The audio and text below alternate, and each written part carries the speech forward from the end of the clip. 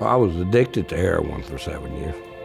What got me involved in my addiction was the 7 years I spent taking care of my wife and watching her die. And to be honest, at the point I was willing to die at the same time. So it was just a big shotgun kick to the head. And that's what set me off.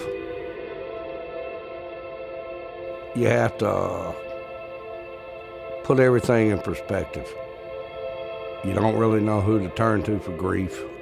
So you reach out for something, and I just reached out for the wrong thing. At that point in time, once you get addicted to something, you don't care about anything else but trying to find your next fix or whatever you want to call it. You have to realize that a person's talking about the fact that they don't really care about food, they don't really care about clothing, they don't really care about housing. You basically don't care about anything else. And I became homeless probably 3 years into my addiction. It took me about 7 years to realize that it was a dead-end street and I just need to do something different. And that's why I went into the ARC over at Lincoln Park. You can really find yourself through an entity such as the Freedom Center. With everything that is offered, the different programs that they are offering, you know, it's nothing but opportunity. The Salvation Army Harbor Light Center really takes a holistic approach. We are out on the streets working with the homeless, so we're an ongoing program that takes you from the street through substance abuse. We have a jobs program to help with the employment angle, and we're trying to get them to come in and do something to change their lives.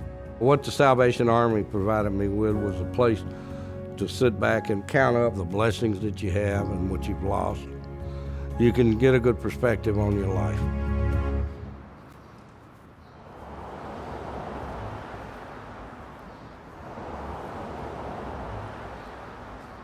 I was living in a tent right here against the wall at the corner.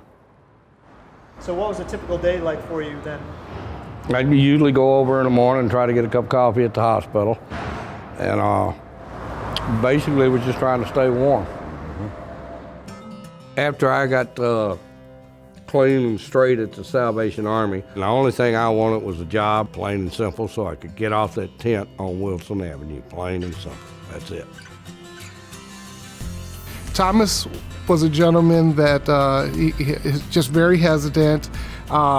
If he didn't know you, he didn't really want to talk to you too much. It took me a while to actually engage him and just having conversation, simple conversation, to where I just continued to ask the question, Thomas, what is it that we can do to help you move from this place to a better place?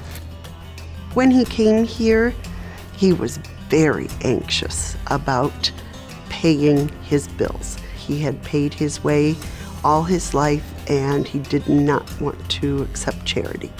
And that's when he applied for the cook position. She said, well, what are you doing? I told her I'm a chef, and she asked me, well, how do you make green bean casserole? And I explained to her how I would make green bean casserole, and she said, ooh, we need to hire you.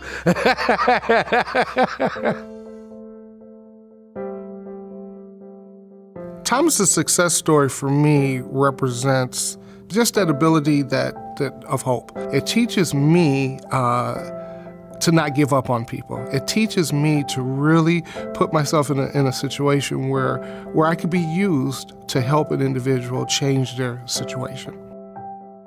I've always been taught you give back no matter how bad your blessings are. No, it's just the way I was brought up.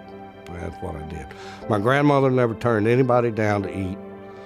She didn't care whether you could pay for the meal or not. I've still got 2 shoe boxes full of bills from the people in the surrounding county, and they're still coming in and paying off the bills, even though she's in a nursing home with Alzheimer's.